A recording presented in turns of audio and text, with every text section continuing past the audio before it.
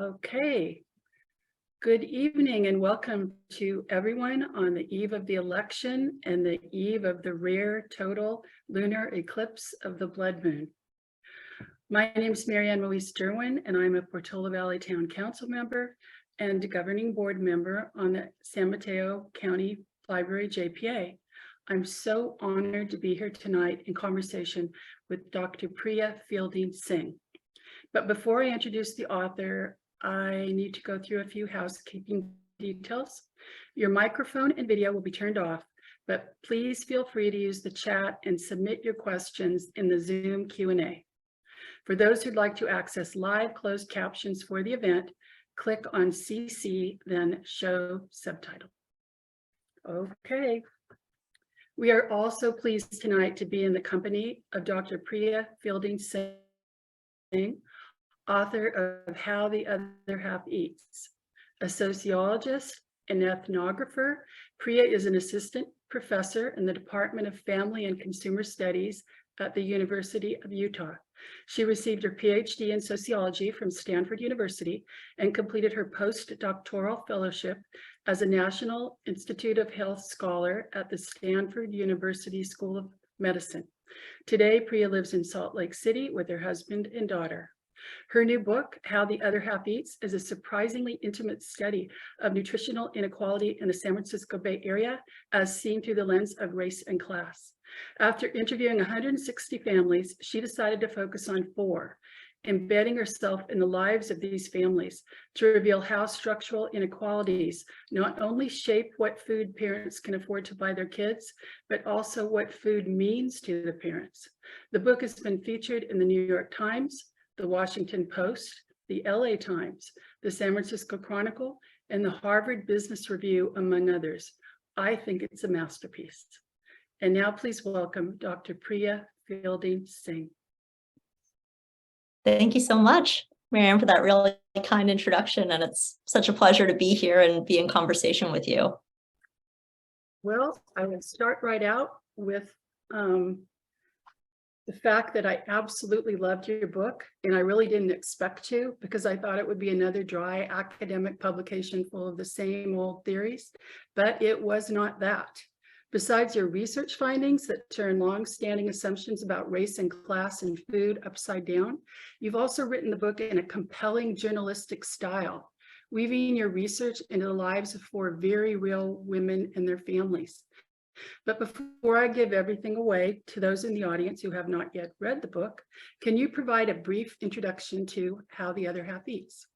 Yeah, absolutely. Well, thank you so much for those really kind words. And I'm so glad to hear that the book felt accessible and engaging to you. It was really important to me in writing this book that it was not a book written solely for academics, or as a sociologist, not a book written exclusively for sociologists, but a book written for anyone who thinks about or cares about issues of inequality, of health, of nutrition, of the well-being of families and children. And so it was really,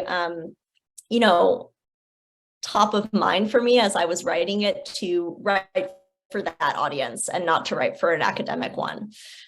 So the motivation for me with the book was to start just the really stark and important disparities that we have in this country around nutrition. So we live in a country that is, situated in the age of inequality, and our diets and our health are not separate from that. They're really intimately a part of that broader story.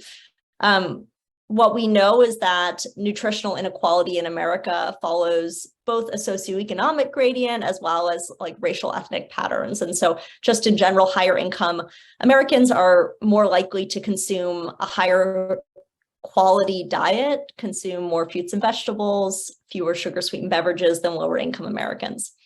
And the prevailing explanation that we've had for this inequality for the past decade or 12 years or so has been that differences in access to healthy food drive these differences in diet. And in particular, we focused a lot as a country on food deserts and inequalities in geographic access to healthy food. And I'll talk a little bit about that later this evening. But, as a social scientist, as someone who thinks that food choices are really complex and dynamic and can change in a moment and require balancing different priorities and trade-offs. The food access argument to me always seemed in people's physical access to healthy food that were driving these really important disparities across class and race. And so I wanted to study people's food choices, and in particular families' food choices, by actually talking to people and really importantly, spending time on the ground with people, as they made those decisions about food. So the 4 families that I follow in the book come from really different walks of life, from one family that's living very far below the federal poverty line to another family that's very, very far above it. And I spent a long time with those families. I participated in their daily lives. I went grocery shopping with them. I went to church with them. I went to the drive-thru with them. And I wanted to understand how they made these difficult choices about food, and also how those choices were shaped by the broader context within which they were raising their children. And so that was the motivator for How the Other Half Eats. And in the book, what I try to do is I try to complicate the traditional story that we have about the role of food access and nutritional inequality. I try to show why food access is just one piece of a much broader puzzle. And I also try to bring a bit more nuance and empathy to the story about nutritional inequality, and to help people gain more compassion and understanding for how all of us eat and the difficulties that we all face in a food environment that is kind of designed to keep us eating a less than nutritious diet. Wow. There is so much in your book. I mean, gender, motherhood, food, class identity, how immigrant families view American food, downscaling, upscaling, how families' diets are influenced by a sweeping array of social justice issues. I could literally go on, but let me ask you, what key learnings would you like to highlight for us? Yeah, so there's so much in the book, and a lot of it is around the role that mothers play in feeding families. And I try to, through the stories of the 4 mothers and weaving in the insights and experiences of other mothers whom I interviewed, kind of show how that labor has gone unappreciated and undervalued. And also how, again, the food system and a lot of our food policies have been designed to make mothers' lives very difficult in their goals to feed their children and their families healthy food. But one of the key things that I want readers to take away from the book, and that I want people in general to take away from my research more broadly, is that we are not going to solve nutritional inequality by simply solving food access issues. So let me spend a couple minutes talking about why that is, and then I can share a little bit about what my book adds to that conversation. So as like a brief history of the food access arguments, the food desert argument became really popular starting in around 2010. It was put forth by if anyone remembers, the Let's Move campaign to end childhood obesity that was started by First Lady Michelle Obama. And this movement really popularized this idea that food deserts were responsible for lower income children's poor diets and also childhood obesity. And so over the last decade or so, a lot of money at the federal, state, and local level has been poured into addressing food deserts, opening supermarkets in low-income communities, really trying to increase the proximity that lower income families have to healthier foods. And yet, what we haven't seen over the last decade are any real improvements in children's or families' nutritional intake. In fact, we have some research that suggests that the gap in nutritional intake between more privileged and less privileged children is actually increasing. And one of the reasons for that is that, some of the key assumptions that undergirded the food desert argument have actually turned out to not be true. So one of those is that, families that live in food deserts have to shop at convenience stores or gas stations. But it turns out that about 90% of food purchases are made with someone driving a car. And over 80% of families in the United States actually have access to a privately owned vehicle. And so even families that live in food deserts tend to drive to supermarkets that are further away. So what happens when a supermarket opens in a food desert is that people simply go from shopping at supermarkets further away to shopping at the supermarkets that are closer to them, but they don't actually change the content of what they're buying. It's not like they suddenly go from purchasing more processed foods to fruits and vegetables. So not much changes in what is actually being purchased. All that changes is which supermarket it's being purchased in. And so what economists have shown in research published within the last 5 years is that differences in access to healthy food account for just about 10% of the nutritional gap in the United States. And so that leaves 90% of the nutritional gap unexplained. And so my book comes in and says, okay, so what else is going on with that other 90%? I also see someone just asked a question about what a food desert is. So let me take a moment to clarify that. So a food desert, it has a technical definition according to the USDA. It refers to a low income census tract where most families live a certain distance or more from a supermarket, and depends on whether it's an urban, suburban, or rural area. But it's essentially a neighborhood where there aren't supermarkets with fresh fruits and vegetables. And in a colloquial sense, that's also what a food desert has come to symbolize. And I think that the food desert argument has like a face validity to it. And I actually appreciate it as a sociologist because it's focused on the environment and the structures versus kind of an individual blame perspective. But it simply isn't borne out by the data. And there's 90% of the gap, which goes unaccounted for by food access explanations. This made me think about one of the characters. See, I'm thinking of it as a novel. One of the women of the four families, and I think it was Naya. Mm-hmm. And there was an incident that you talked about where she didn't have a lot of money left, but she chose to use what she had left to take her daughter to Starbucks and buy each of them frappuccinos. And I know that in our super judgmental society, people would say, well, see, that's the whole problem. These mothers, they're irresponsible with the way that they're spending their dollars. And this is another reason why they're, not eating healthy foods. Can you speak to that? Absolutely. So that's one of the big findings from the book, is that the experience for mothers, for caregivers of raising their children in affluence or in poverty does more than just shape their access to healthy food or their ability to afford healthy food. It actually shapes the meaning of food itself and how parents use food to show love and care and affection to their children, to nourish them, not just physically, but also emotionally.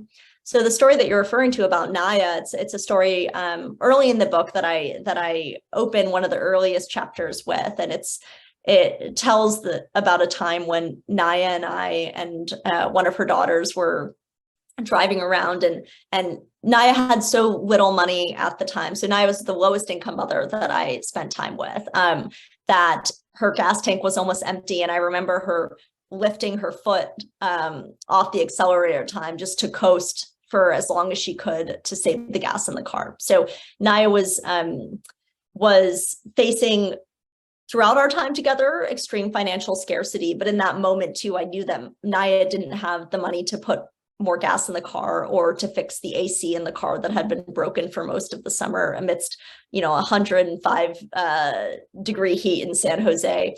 But we drove by a Starbucks, and I saw Naya nod to her daughter, and a few minutes later we were in ordering at the counter, and Naya ordered her daughter and herself 2 Frappuccinos for $10.80. And this number, when I first saw it flash across the register, really caught me off guard, because I knew that Naya didn't have a lot of disposable cash. And yet here she was spending this money with her and on her and her daughter on something that someone could argue is not only not essential, but also is not a healthy choice for her kid. And then when the drinks came out and I saw her daughter start to sip the Frappuccino, I saw Naya's face sort of soften from this anxiety to this feeling of contentment, just looking at her daughter so happy, enjoying her cold treat on a hot day. And that early observation sparked for me this idea that these choices around food are not purely economically based. They're not about nutrition always. What they're about is helping lower income mothers in contexts of financial scarcity and precarity provide for their children in a really simple way and a really underappreciated way. So for lower income families like Naya's, being able to pay the rent, keep the heat on in winter, put gas in the car, depended really crucially on saying no to her kids' requests all the time. Anyone who has children know that kids ask for stuff constantly.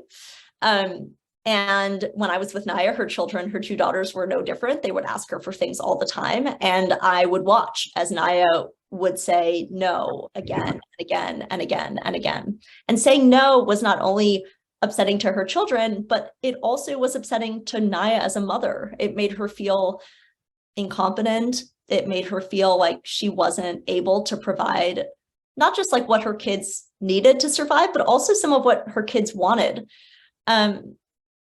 And so in this context of no, I realized that food was actually one of the few things that Naya could almost always say yes to with her kids. Like Naya could almost always find a few bucks at the bottom of her purse to buy a can of Coke or a bag of Cheetos. There was often, a sofa cushion that could be overturned to reveal a few coins that could go towards a bag of cookies. And so I found that for lower income mothers like Naya, when they could say yes, when they had a few bucks lying around to say yes, they did say yes to their kids. And in doing so, they not only showed their kids that they heard them and they loved them and they could give them something that they were asking for, but they also revealed to themselves that they were good, competent caregivers who were able to provide for their children. And so for lower income families, even mothers, many, many lower income mothers I spoke with who said that they really cared about their kids' diets and they wanted their kids to eat a healthier diet. Junk food was really this symbolic antidote to a context of scarcity or deprivation. Lower income mothers used foods like Cheetos to buffer their kids against scarcity. And so, one of the kind of insights that I try to discuss in the book is that while we generally cast, as you noted, decisions like that as irresponsible or even negligent, understood within a broader context of parenting within economic scarcity and precarity, where you don't have a lot of money and you don't know that money you have right now will be here tomorrow, spending that money on your kids' happiness is actually an act of generosity and love, even if the nutritional implications of that are not ideal. You also, in the book, live with a very high income mother who was named Julie. And it's interesting to me that Julie, who had such an easy life compared to Naya, was very, very stressed. And I think you made a recommendation, or I think you said at one point that you thought that perhaps the high income mothers were even more stressed than the mothers who were just getting by. Can you talk about that a little bit? Yeah, absolutely. So, right. So if Naya's on one end of the income spectrum, Julie was on the other end. lived in a very affluent area within the Bay Area, owned her home, had 2 kids. Julie had been a stay-at-home mom since her kids were really young, and simply didn't face, when it came to feeding or much of anything with parenting, like the severe resource constraints that Naya faced. And so if Naya parented in a world of no, Julie really parented in a world of yes, where she could say yes to her kids about pretty much everything that they asked for, whether it was sort of these implicit, unspoken yeses, like being able to send them to private school or different extracurriculars, to being able to say yes to, you know, a new pair of jeans or a new pair of sneakers. And so I found that within this context of yes, saying no to kids' food requests was not emotionally distressing in the same way that it was for lower income moms like Naya. So Julie certainly found it annoying to say yes to say no to her kids and have to rebuff their requests, just like many mothers did. But in saying no to their requests, Julie didn't wonder if she was a bad mother or if she was an incompetent mother or, you know, a mother not able to provide for her basic needs. She had ample proof in the rest of her life that she was able to provide for those needs. And so I argue that makes it, that context made it a lot easier for higher income mothers like Julie to say no to their kids. The other really important part of this is, why were kids asking parents for junk food in the first place? Like, that was one thing I found across all the families that I spent time with and interviewed, and I did interviews with all of the children as well. And one constant across the income spectrum, across race ethnicity, was that kids asked their parents for junk food. Like, this food is heavily marketed to them. The food and beverage industry spend $1.8 billion every year marketing directly to children, targeting lower income, racial, ethnic, minoritized children in particular, in order to cultivate in them a desire and a taste for sugary, high sodium processed products. And so it's no surprise that kids across the income spectrum were asking their parents for these foods. And I focus on moms in particular, simply because in this country, mothers are still the parent primarily in charge of feeding children. I think it's in 4 out of 5 heterosexual married couples with children. Mothers are the primary feeders. And so mothers receive a lot of those requests, and they have to work to rebuff them. But mothers are really differently poised to be able to do so and still maintain a sense of worth as a caregiver.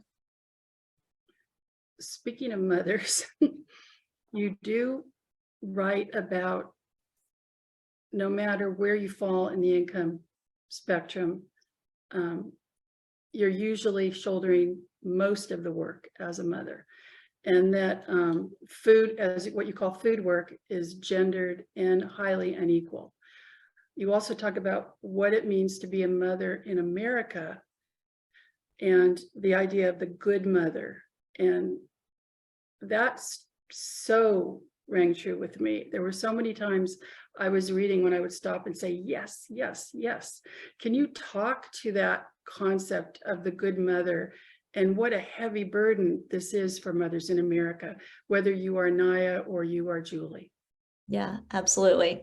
And I'll just say that since the book came out about a year ago, the vast majority of emails that I get from readers are from mothers who tell me that thread through the book in particular really resonated with them and also made them feel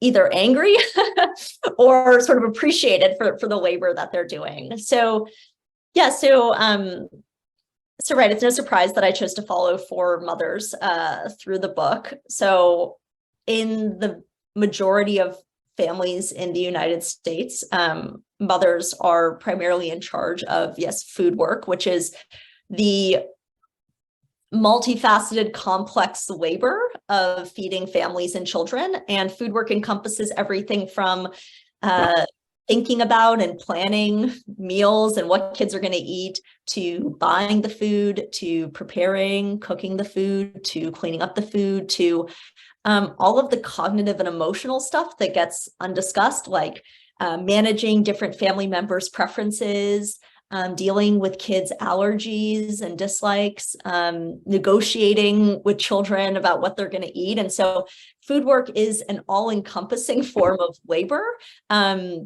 that mothers independently in many families shoulder.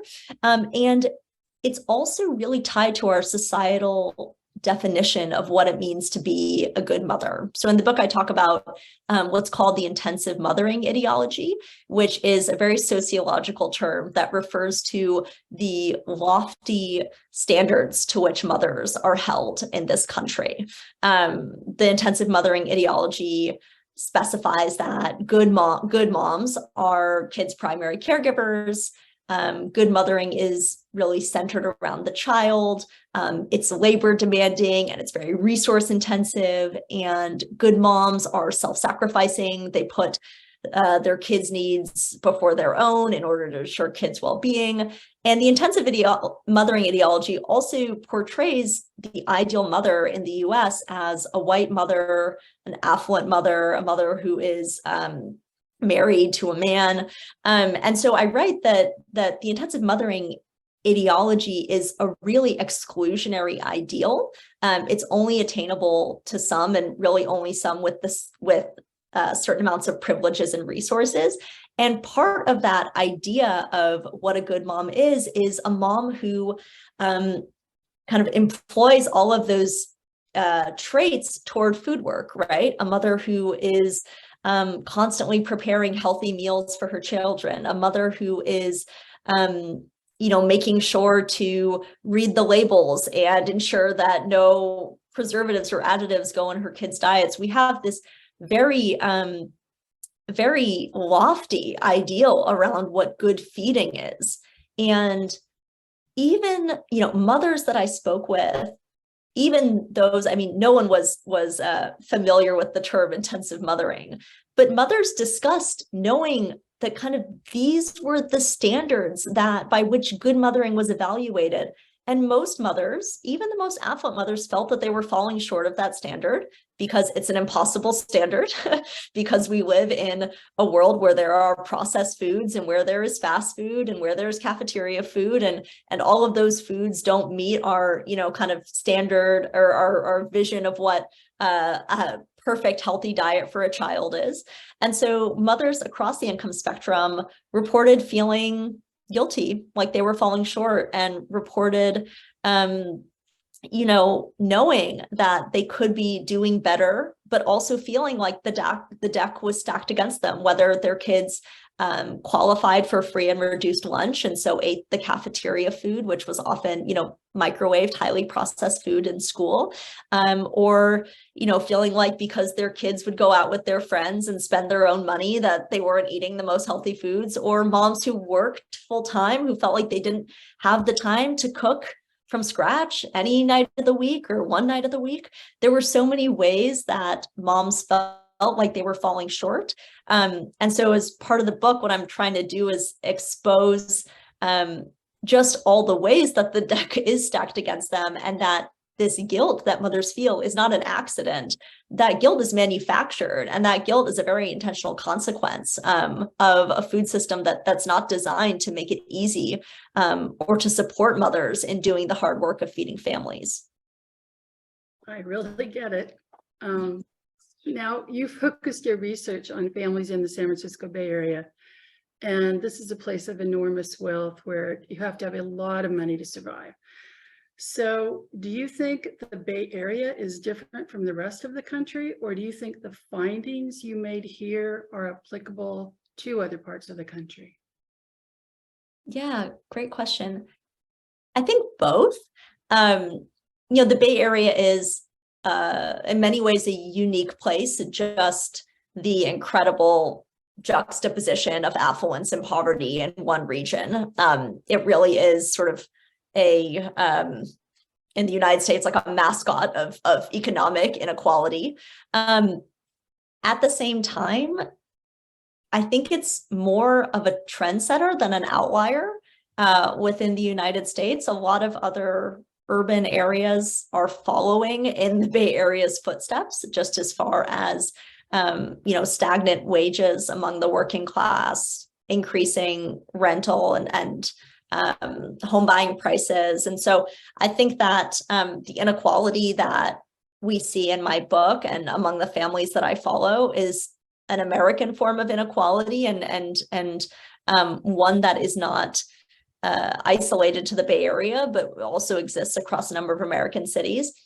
I think what's unique about the Bay Area that limits the way that I think about the generalizability of the findings is most of my families lived in urban or suburban parts of the region. So I don't have any families that were living in rural parts of the state of California, and rural populations face particular challenges when it comes to food access in particular. So that's one way that I think that what I learned has to be kind of contextualized within, a suburban urban metropolis.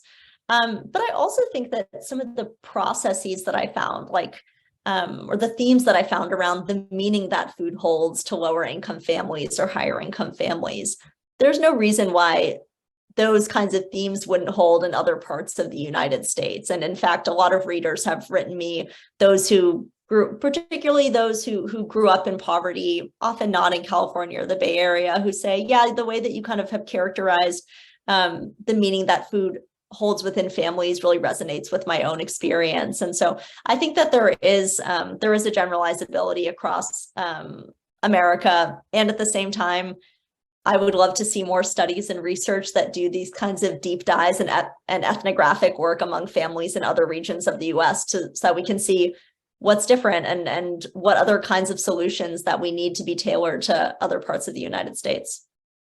Has anyone else in the country done what you've done?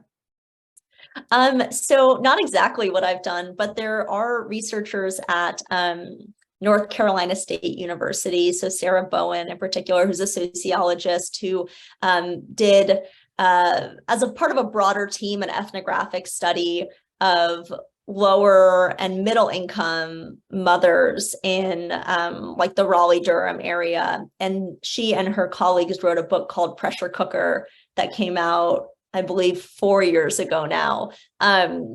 That it's a little bit different because I think what makes my book quite unique is that I have families from across the entire income spectrum, which gives me, to my mind, some analytical leverage to really show what's different and what's the same across these families. A lot of researchers and a lot of sociologists tend to focus their work on sort of one strata of society, which I think is really neat, and you can get a lot of depth there, but I think you lose some of that comparison, which helps, you can understand what's going on in some ways within affluent families by seeing what it's like for families that don't have all those resources. And so that's what I think my book does that is a bit unique, and I haven't seen anyone else do with food.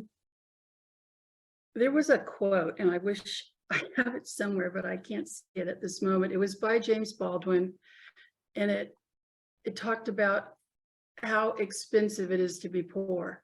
Mm-hmm. That really struck me. Can you explain what he means and how you talked about that in the book?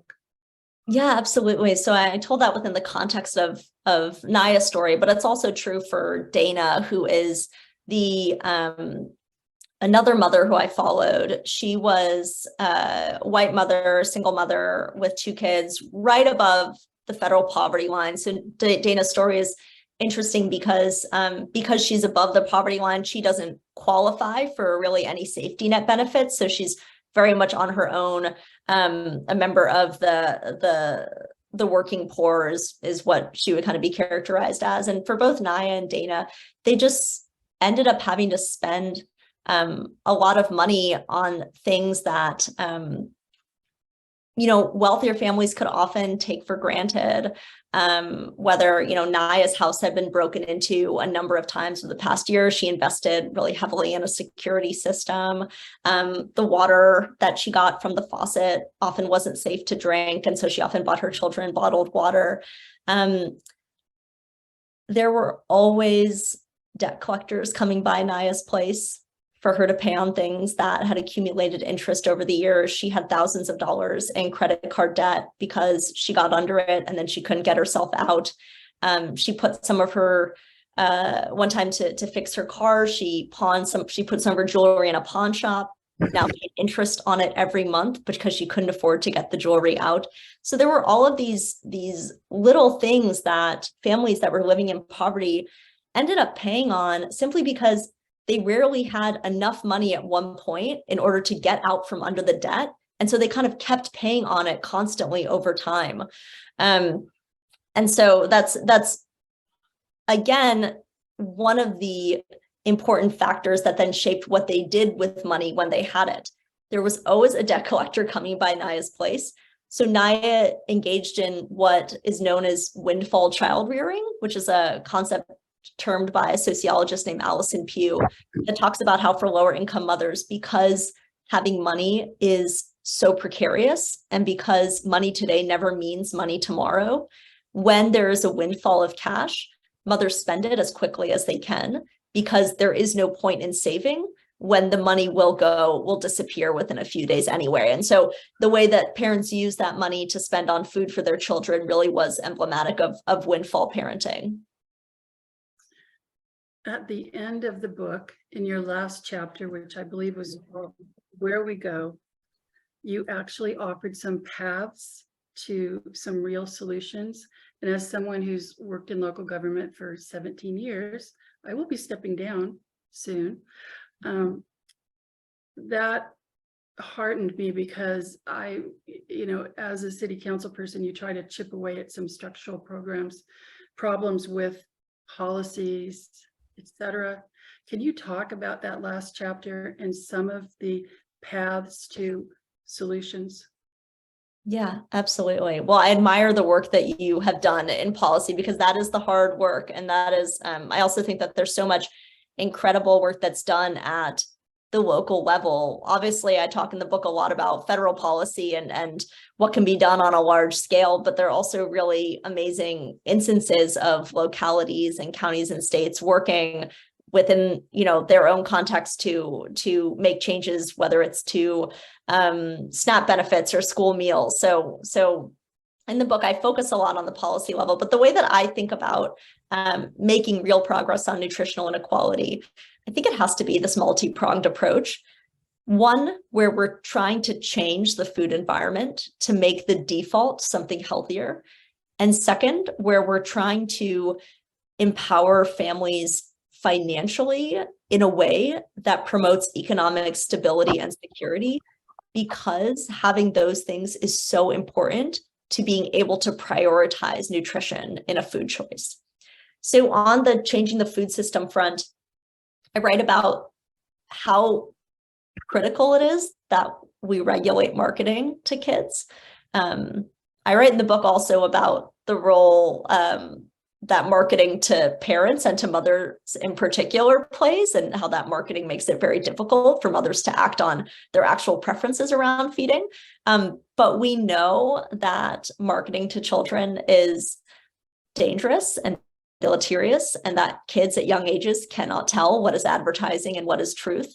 And kids are exposed all day long on their phones, on TV, to foods that are not good for them, and that cultivates in them a desire for those foods. And they then, when they have their own money, they go buy those foods. And when they're with their parents, they ask for those foods. And so again, that really stacks the deck against parents being able to feed their kids the way they want. So strict regulation of marketing to children. And we have from other countries examples of what that can look like, whether it's banning unhealthy food promotions on TV before a certain time at night, to banning marketing within school walls through snack shops and vending machines. But that is a really important step, is changing what kids are exposed to, and then giving families a fighting chance of feeding their kids what they want.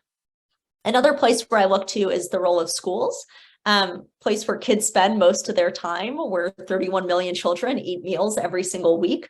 Right now, schools are not living up to their promise of providing healthy, nutritious and delicious food to kids. Some schools, and again, like this really varies depending on neighborhood and community and state. Some schools have done more of a cook from scratch model where children are actually exposed to healthy, fresh food. But the vast majority of school meals that are served in this country come from the microwave. They're defrosted and reheated. And one of the big things I learned in my research is that a lot of kids just don't like them. And so they don't eat them. And so this is a place, school meals, where we could make tremendous progress, and we could not only feed kids the meals that they need to be healthy and learn, but we could also in the process cultivate in kids a taste for healthier meals. And then the final piece is thinking about how do we shift the meaning of food for lower income families, so that a bag of Cheetos is just a bag of Cheetos rather than this symbolic antidote to a context of scarcity. And from my book, from my research, one of the findings is that, being able to live a life of stability and security changes the way that you think and you feel about food. It allows you to act on a nutritional set of priorities or values, because you're not worried about whether you'll be able to afford food for your kid the next day.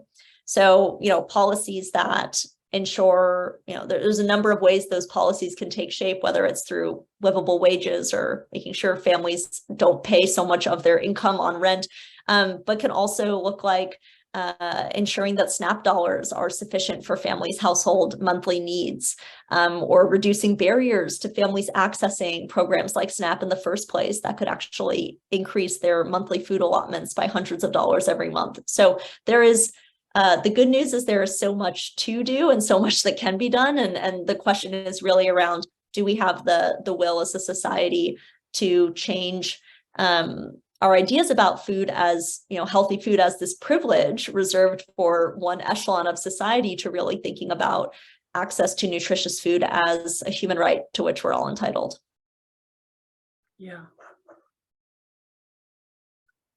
I'm still thinking about that. I just want to squeeze one small question in, and then I will go to the audience Q&A. So has your own personal view, how do I say this? You wrote the book, you didn't have a child. Now you have a child.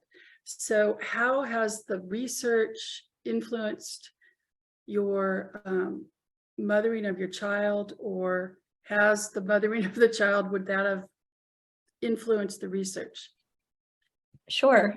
So I did all this research before my daughter Veda was born, and then wrote my book in Veda's first year of life. So as I'm writing about feeding families, I'm in the process of learning how to feed a child, and feeling, viscerally for the first time, all of those things that I wrote about related to good mothering and intensive mothering standards and maternal guilt, and all of those topics were really front and center for me. And I experienced them in a new way, even though, I came to the conclusions that inform my book, and I had these findings and themes before I myself became a mother.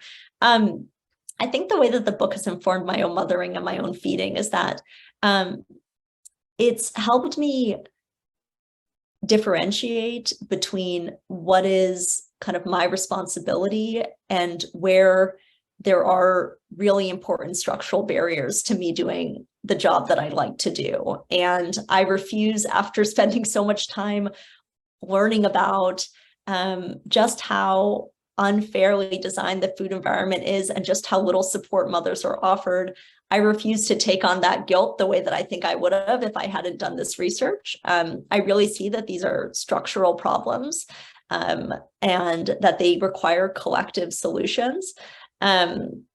And so I think that is one thing that I'm grateful for, actually, that it's helped me have that broader perspective. And then the other thing is just, after spending so much time with families and mothers who were facing prolonged food insecurity, who didn't know if they would have money to feed their kids next week or next month, I have a really deep appreciation of my privilege and how fortunate I am as a mother and as a caregiver to not have to worry about whether there will be enough money to be able to feed my child. And so that appreciation and perspective has given me a lot of gratitude and a lot of it's made it so that I don't get caught up with some of the details or particularities that I might have otherwise, but that I just appreciate the fact that I'm able to feed my child with the financial resources that I have. Absolutely. I think your book should be required reading for new moms. Definitely required reading for people in my very affluent town. We've got a lot of questions in the Q&A. Great. Let's see. Here is one. How much of a role does the exposure of all the multiple food traditions have in causing confusion about what is a good diet, as well as too much of a good thing, all the treats available every day, from your research? Yeah, let me think. So how much exposure of different food traditions? I mean, I think what causes the most confusion nutritionally for people are all of the different research findings that come out every week about what's good for you and what's bad for you, and different, fad diets and trends. So, things like, I feel like every month I read a different New York Times headline about whether coffee is good for me or it's bad for me. There are lots of nutritional studies that come out that have different findings around those things. And I don't want to go too much into issues with nutrition, randomized control trials, and kind of what we know and what we don't know. But, health sections in newspapers and magazines, their jobs are to create stories and to get people to read and to propose, counterintuitive findings. And so I think that has served to create a lot of confusion from people about what's good and what's healthy, when in reality, there's actually broad consensus within the nutrition community about what is a healthy diet. There's, of course, differences in how many carbohydrates people think should have, or proteins, or, of course there's variation, but most nutritionists agree that a largely plant-based diet is the most nutritious approach, limiting sodium and sugar. And so I think that the way that nutrition findings and studies are reported create confusion when there's actually a lot of underlying consensus that just isn't that appealing or interesting for newspapers to report on. Here's another one. 3 San Mateo County libraries currently offer free meals at the library, which specifically target students and families, as well as other community members, which may be experiencing food insecurity. What role do libraries and schools play in combating food access to students and families? Yeah, well, I'm so glad that that question was posted. That's so great to know about, and such an important resource. And one of the arguments that I make in the book is that we've currently thought about feeding families and children as this individual endeavor that should be shouldered by each nuclear family, and in reality shouldered by mothers alone. And there's actually so many opportunities for our societal institutions to take on that labor and to enact that labor as a collective responsibility that we all have to addressing food and nutrition insecurity, to promoting nutrition equity. So I think that libraries and schools play a tremendous role, or can play a tremendous role. And it's just a question of ensuring, I think that addressing food insecurity is absolutely critical. It's, in my mind, though, the bare minimum of what we should be doing. The fact that we have food insecurity and hunger in this country is already just a disgrace. There's absolutely no need for us to have those issues. We have plenty of food in the United States. What we don't have is equitable access for families. But I would like us to move beyond food security to nutrition security, which is ensuring that all families have certain access not just to food, but to nutritious and health promoting food. And I think that one of the key ways that we're going to get there is by having institutions like libraries and schools and community centers and churches taking on that work and ensuring that based on the needs of a particular community, based on the families and kids who work and live and play in those communities, that there is affordable and nutritious food for everyone to eat. You ever think about following up with the kids in a decade or so and see how their parents' attitude to food and their family affected them or not? Might they later appreciate what their moms tried to do? Well, I'm still waiting for that with my son. He's 33. Or would they forge their own society-induced attitudes towards food? Yeah, great question. I do think about that. And it's not out of the question. I have all of the contact information for children and their parents. And so I have thought about following up with them and doing a How the Other Half Eats next generation potentially.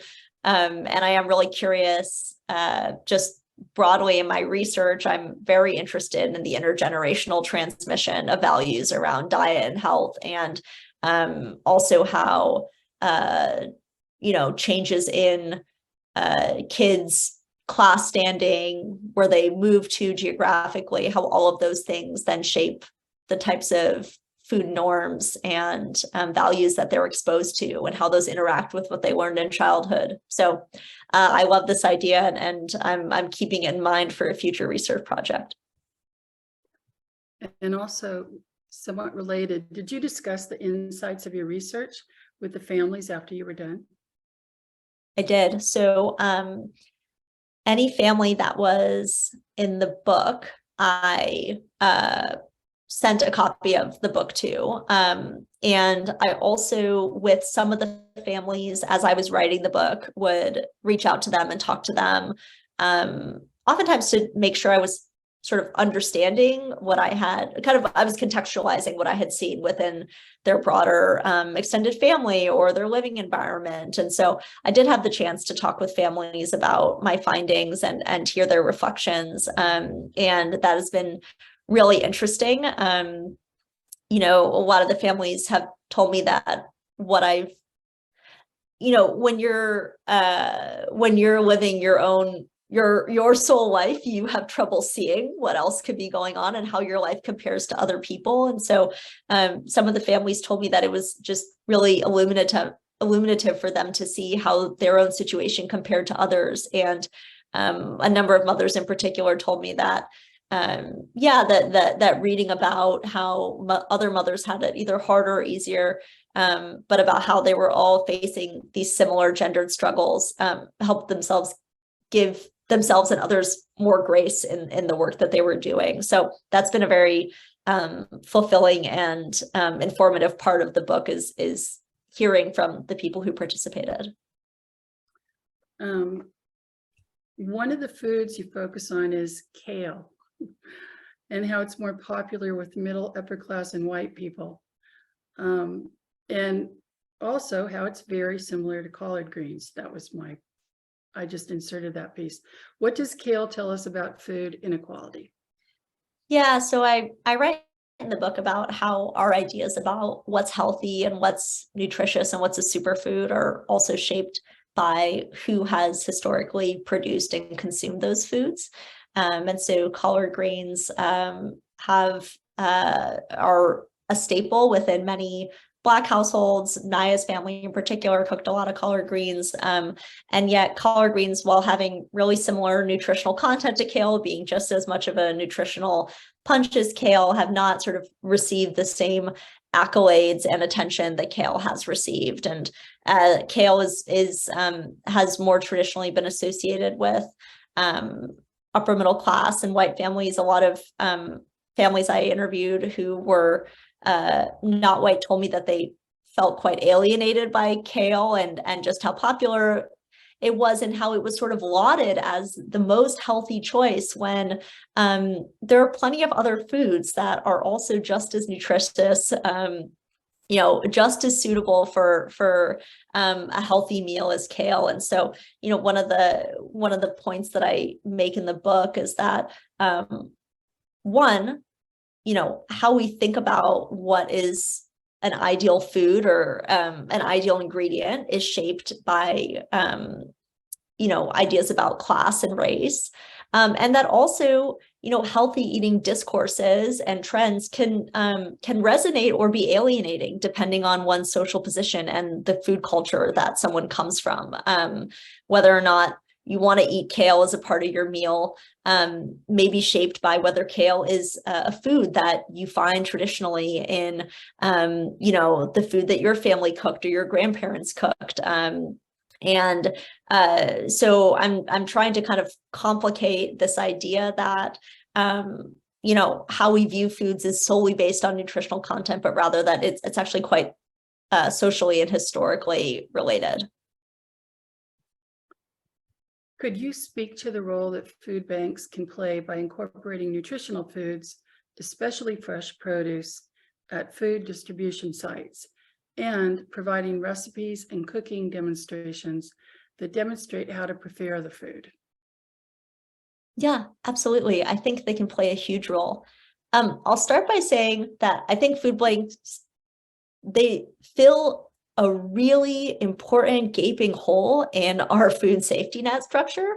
And at the same time, SNAP provides for 9 times as many meals as food banks do in this country. So there is no substitute for federal food assistance. But food banks play a really critical role for families in need, for families in emergency situations. I think the pandemic showed us just how essential food banks are to keeping families food secure. And one of the things I've been really excited about has been a trend among food banks to incorporate more nutritious foods and make it not just, again, about the quantity of food, but also about the quality of food that they're able to offer families. And I know that this is important because in many of the lower income families that I spent time with, they had so many mothers would open up their cabinets and show me all of these canned foods that they'd gotten from food banks. And they didn't eat any of those foods because those weren't foods that they actually wanted to eat. Either they didn't know what to do with it or they didn't like the taste. And it was really food that had been given to them, but had not really been asked for. Many mothers talked about wanting fresh produce from food banks, wanting foods that their kids would like and that they could prepare them the way that they wanted. So I think that that's a really tremendous opportunity for food banks to incorporate fresh fruits and vegetables at distribution sites, and to the degree that they can also offer recipes and cooking demonstrations that are culturally appropriate and tailored for the clientele at the food bank, even better. So I think that's a great trend, and hopefully one that we'll see a lot more of in food banks around the country. I'm sorry that we're not going to get to every single question here because we've got to wrap up. So I want to thank you, Priya, for sharing your research and your groundbreaking book and being such a courageous voice in the untold story of food and inequality in America. Thanks to all of you out there in the virtual community for taking the time to join us tonight. And thanks to the San Mateo County Library's crew, including Nicole, Jenna, Juan, and Julie, for making this inspiring author talk happen. How the Other Half Eats is readily available at our San Mateo County libraries or for purchase at bookstores. And if I haven't made it abundantly clear already, the book is fantastic. Get it, read it, share it. We'll be back here next month on Tuesday, December 6th with another author talk featuring Nina LaCour and her debut adult novel, Yerba Buena. You can check it out at smcl.org/author talks. We would also appreciate it if you could tell us how the San Mateo County Libraries did tonight with this program at smcl.org/rate this event. Again, thanks to our amazing author. Have a good night. And if you haven't already done so, please vote. Good night.